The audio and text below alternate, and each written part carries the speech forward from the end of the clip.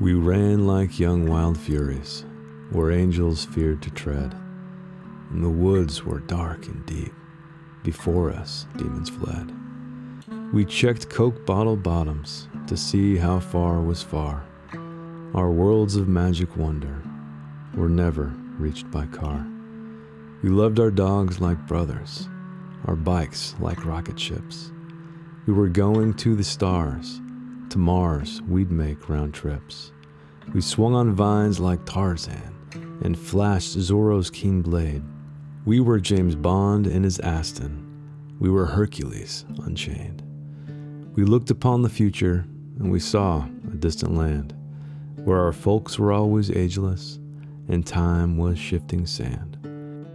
We filled up life with living, with grins, scab knees, and noise. In glass, I see an older man, but this book's for the boys. Every once in a while, or even sometimes perhaps once in your life, do you discover a book that really hits you, really affects you?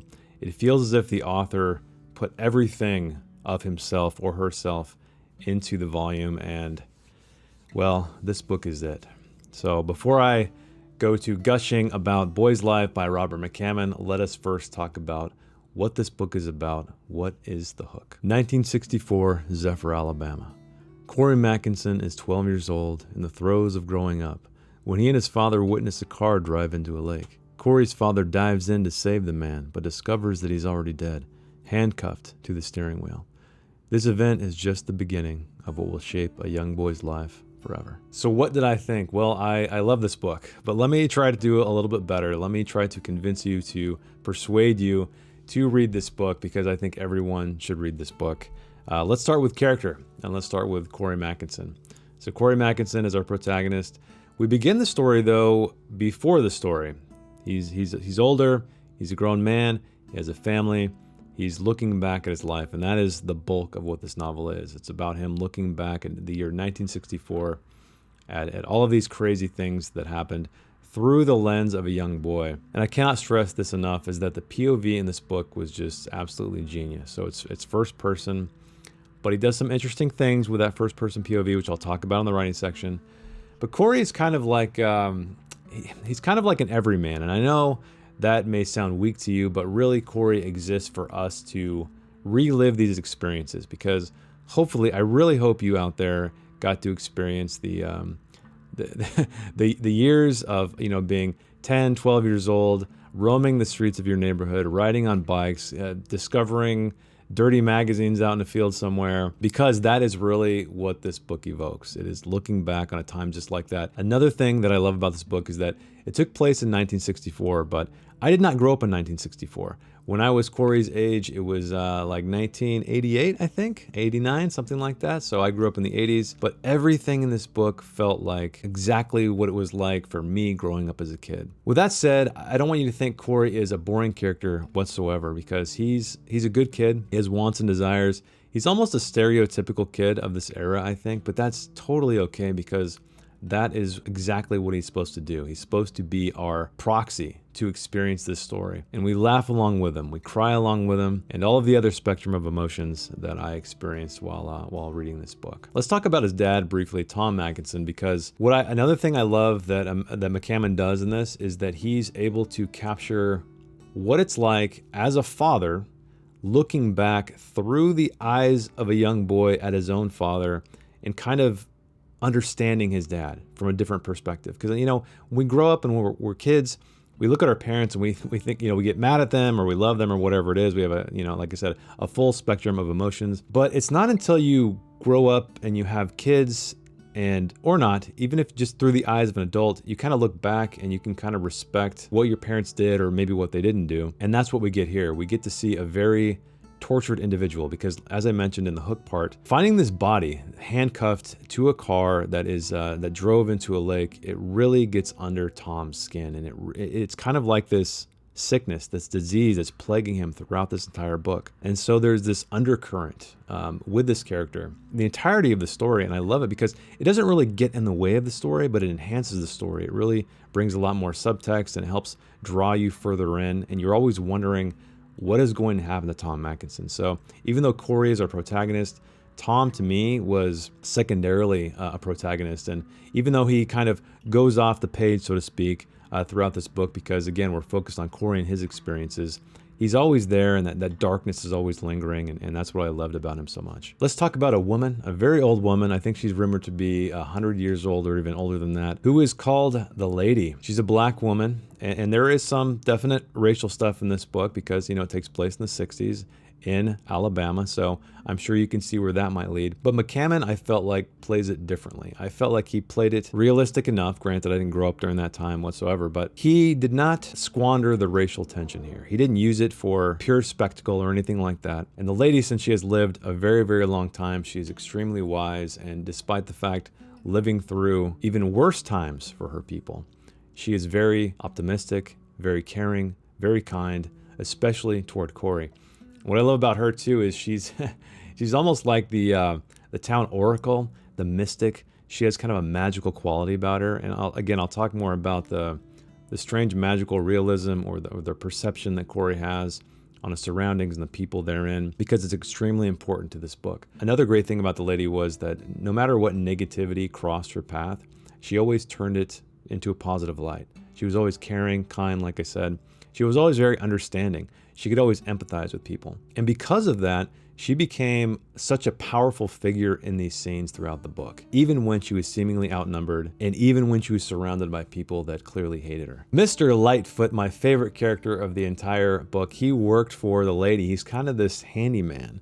But what I loved about the character is he was so slow. I really wish I highlighted a line here how Corey described the way he moved. And it was such a clever way to deliver this character and his actions, because there's a lot of parts in this book that are high tension, right?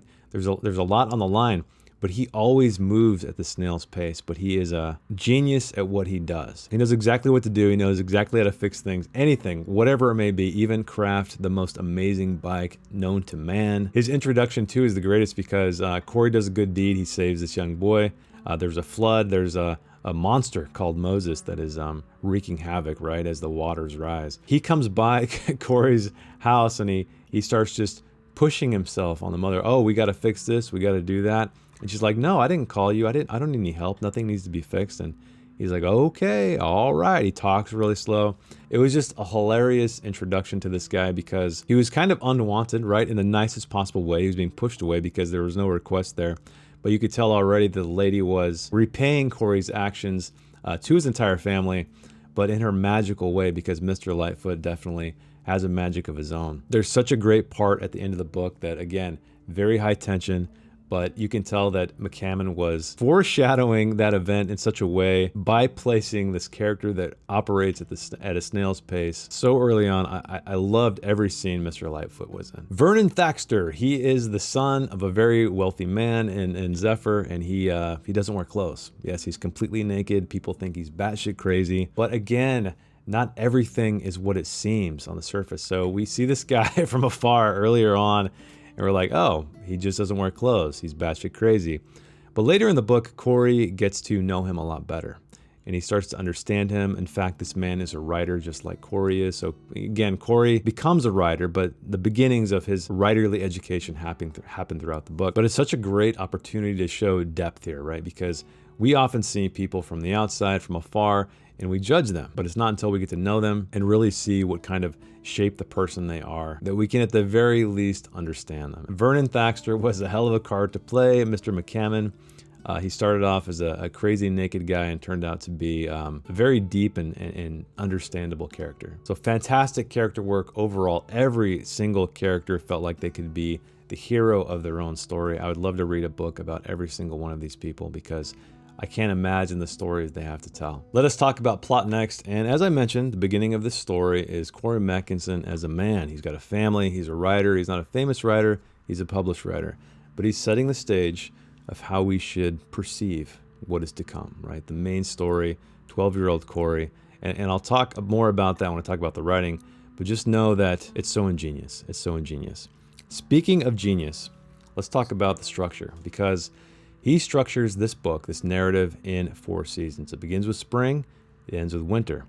And every one of these seasons is a subtextual cue as to what is going to happen, what kind of emotional spectrum we are going to experience, what kind of stories we will find within. And I loved it, loved it, loved it. I thought it was such a great way to structure a book. It allowed us to, I guess, emotionally prepare for what was to come. And honestly, this didn't really hit me until summer because, it starts in spring and the story is just beginning. So you don't really know the characters that well. You don't really know the plot that well. Another part of the beautiful thing about this book is the way it's told. So Robert McCammon is playing a lot with, we can call it magical realism, we can call it just the perception of a young boy. But right after they get out of school, they're riding their bikes and they start flying around, right? They grow wings and they're flying through the air.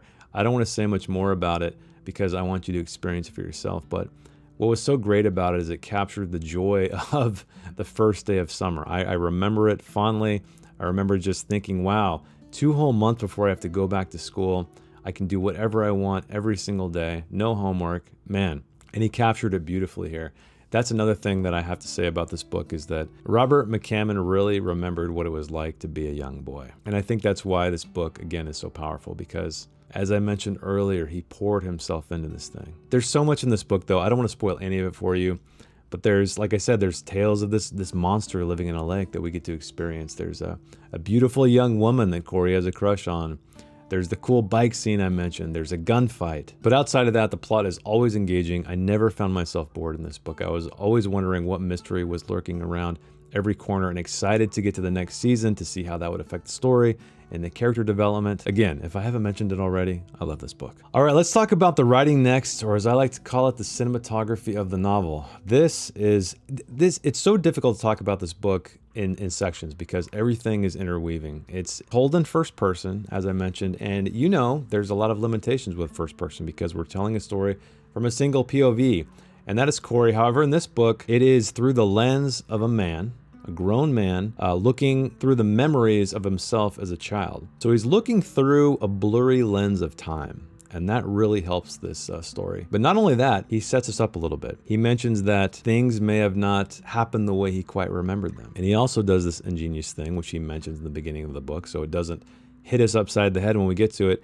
is that he experiences other people's POVs that Corey can't see. Corey might not even be in the same room whatsoever, but we're exploring these other POVs. The most powerful one being Tom Mackinson's, his father, especially after he's dealing with the discovery of this dead man in the river. I love that scene because the way it's set up is here's his father in the other room. There's a wall between them, the 2 bedrooms. And Corey's lying there and he's imagining what his father is going through, but then we get to see what his father is going through. And he did such a great job of capturing not only a young boy's perception of his father at that age, but as a father looking at his own father and understanding him finally. But fear not, this technique is not overused. It doesn't ever feel like you're just head hopping all the time. McCammon masterfully uses it exactly when he needs to. Another thing that benefits a story is that because Corey grew up to be a writer, and you think about this a lot, or maybe you don't, but I think about it a lot when I read books, is when things are described in a certain way from a POV character that doesn't quite make sense, doesn't feel like it's in their voice, it feels off. It doesn't feel authentic. But here, Corey is a writer, and so when he's writing these experiences, even though, again, it's through his memories of a young boy, he's still a writer. So the writing never gets in the way. It never feels overly flowery or overly literary or anything like that in such a way where no way would a young boy experience it like this. He always makes the writing feel authentic. I should also mention it has kind of this casual tone. I feel like Neil Gaiman does this best, where it doesn't feel like he's trying to write. He doesn't feel like he's editing himself a whole lot. It feels like things are just flowing as someone might be telling you a story vocally. That's how this writing is a lot in this book, and some may argue that maybe it's a little bit too wordy, but I never felt that way. It always felt like someone was telling me a story right around a campfire or something. Like my grandpa sitting on a porch, recounting all of the crazy stuff he did in his youth. That is how this book feels all of the time. And it's so great because it feels effortless. It feels just like the spoken word, spoken language, less about a writer really scrutinizing every single word to make it perfect. We should probably talk about the crazy stuff that happens too, because again, he's remembering this. he's writing this through the memory of himself as a young boy.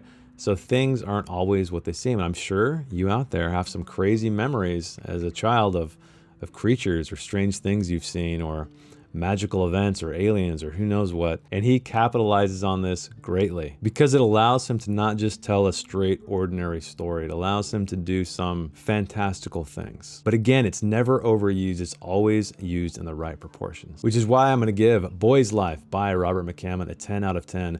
Quite possibly the greatest coming of age story ever told by a writer who clearly poured himself into his work. Full of characters that could be the focus of their own stories, and a geniusly structured plot around the 4 seasons, with immersive writing that has an extremely clever POV. I laughed, I cried, I can't tell you how much I love this book. You should totally go read it. I can't say enough good things about it. I wouldn't change a word. I wouldn't change a word. That's why I'm giving this book a 10 out of 10. But anyway, that is the review. Hope you enjoyed it. Let me know if you read Boy's Life down in the comments. Did you like it? Am I gushing too much or not enough? And if you'd like to check out my own work, my own novels, you can click the link down in the description below. Thanks for hanging out with me. Thanks for watching, and I will see you in the next one. Bye.